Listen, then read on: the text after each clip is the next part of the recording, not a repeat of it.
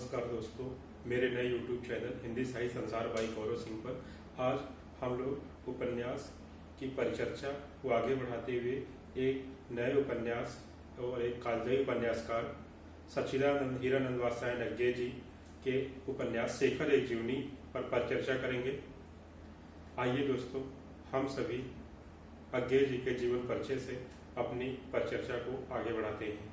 आप सभी ध्यानपूर्वक सुनने का प्रयास करें। मैं आप सभी का बहुत आभारी रहूंगा।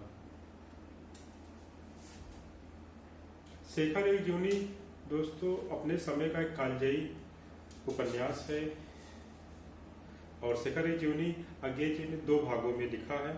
इसका पहला भाग उत्थान। शेखर एक जीवनी उपन्यास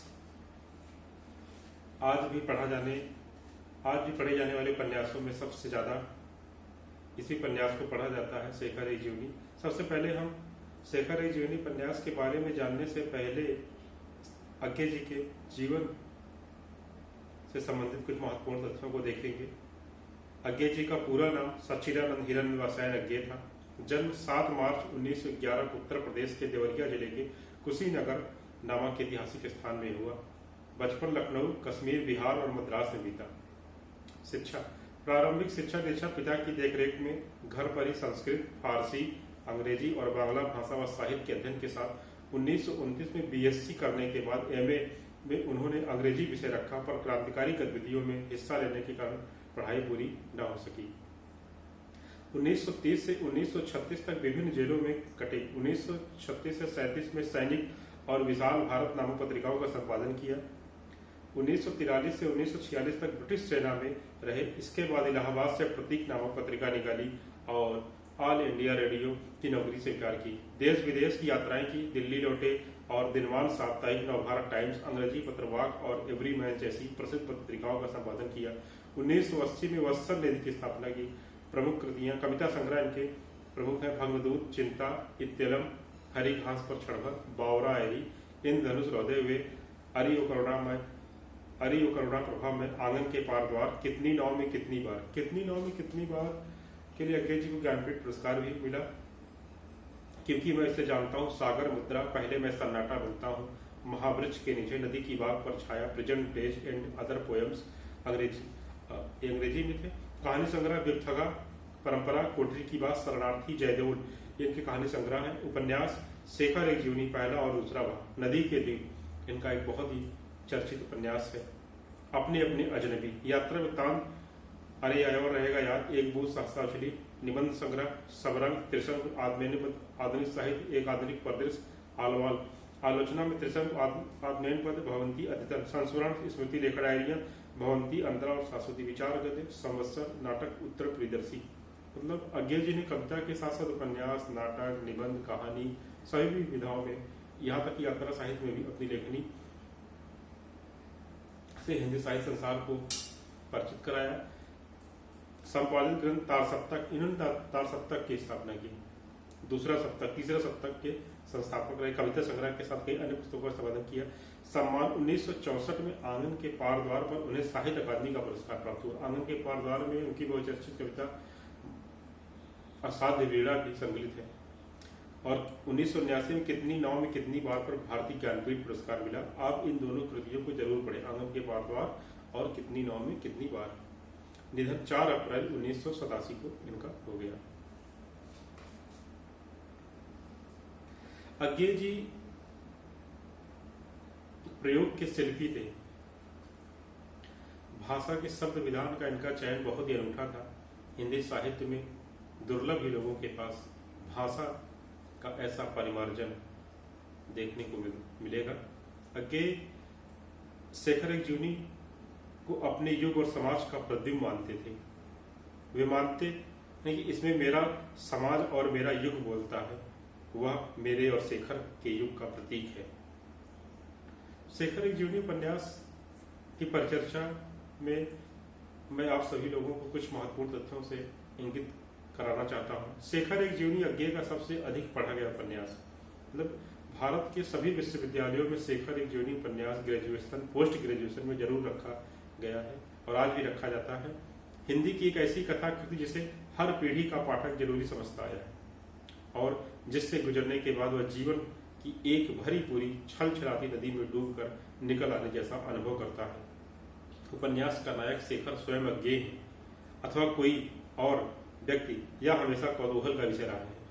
इस उपन्यास को पढ़ने के बाद आप सभी को लगेगा कि नायक अज्ञेय जी है या कोई और, पर मैं आप लोगों को बता देना चाहता हूँ कि हम में से हर एक व्यक्ति के अंदर एक शेखर निवास कर रहा है। इस उपन्यास को पढ़ने के बाद आप ऐसा महसूस करेंगे, यह मेरा अपना निजी मत है, अन्यथा नहीं लेगा कोई भी। कुछ लोग इसे पूरी तरह उनकी आत्मकथात्मक कृति मानते हैं, लेकिन स्वयं अज्ञेय का कहना है कि यह आत्मजीवनी नहीं है। वे कहते हैं कि आत्मघटित ही आत्मानुभूत नहीं होता, पर घटित भी आत्मानुभूत हो सकता है। इस वाक्य को मैं एक बार फिर से बोलता हूँ। वे कहते हैं कि आत्मघटित ही आत्मानुभूत नहीं होता, पर घटित भी आत्मानुभूत हो सकता है, यदि इसमें सामर्थ्य है कि हम उसके प्रति खुले रह सकें। आप सभी इस वाक्य पर जरूर विचार करिएगा। शेखर में मेरापन कुछ अधिक है, लेकिन यह कथा ऐसी नहीं है कि इसे एक आदमी की निजी बात कहकर उड़ाया जा सके, मजाक उड़ाया जा सके। बहुआयामी और संश्लिष्ट चरित्रों के साथ अपने समय, समाज और उनके बीच अपनी अस्मिता को आकार देते व्यक्ति की वेदना को तीव्र और आवेगमयी भावात्मकता के साथ अंकित करते हुए इस उपन्यास के नायक शेखर के बारे में अज्ञेय की टिप्पणी है। शेखर कोई बड़ा आदमी नहीं है, वह अच्छा आदमी भी नहीं है, लेकिन वह मानवता के संचित अनुभव के प्रकाश में ईमानदारी से अपने को पहचानने की कोशिश कर रहा है। उसके साथ चलकर आप पाएंगे कि आपके भीतर भी कहीं पर एक शेखर है जो जागरूक, स्वतंत्र और ईमानदार है, घोर ईमानदार। शेखर एक जीवनी, इस कृति को आप सभी जरूर पढ़ें। नई पीढ़ी को पढ़ने के लिए प्रेरित करें, अपने बच्चों को पढ़ने के लिए प्रेरित करें। उन्हें मोबाइल गैजेट से कुछ दूर रखकर किताबों से भी अवगत कराएं, जिससे वे मानसिक रूप से दृढ़, परिश्रमी, कर्तव्यनिष्ठ बन सकेंगे और अपने समाज, अपने परिवार को टूटने से बचा सकेंगे, ऐसा मेरा मानना है। शेखर एक जीवनी का दूसरा पार्ट जो कि संघर्ष नाम से आया है, इसको भी, ये दोनों पार्ट है, ये भाग 1 और भाग 2। आप सभी दोनों पार्ट खुद भी पढ़ें, अन्य लोगों को भी प्रेरित करें, अपने बच्चों को भी पढ़ाएं। दूसरे भाग में अज्ञेय जी कहते हैं कि शेखर जीवनी कालजयी कृति के रूप में माने हैं। कहना ना होगा कि इसकी बुनावट में पैशन की वैसी उच्छल धारा प्रवाहित है जैसी हमारे जीवन में होती है। शेखर एक जीवनी को कुछ वैचारिक हलकों में आत्म तत्व के बाहुल्य के कारण आलोचना का शिकार होना पड़ा था। कोई भी कृति होती है उसकी समालोचना जरूरी होती है, अच्छी कृति हो या जैसा भी रहे, लेखक का उसमें उनके विचारों को लोग अपने अपने संदर्भ, अपने अपने नजरियों से देखते हैं, फिर पर टिप्पणी करते हैं। सकारात्मक भी रहता है, नकारात्मक भी रहता है। कृत की समीक्षा होना ही चाहिए।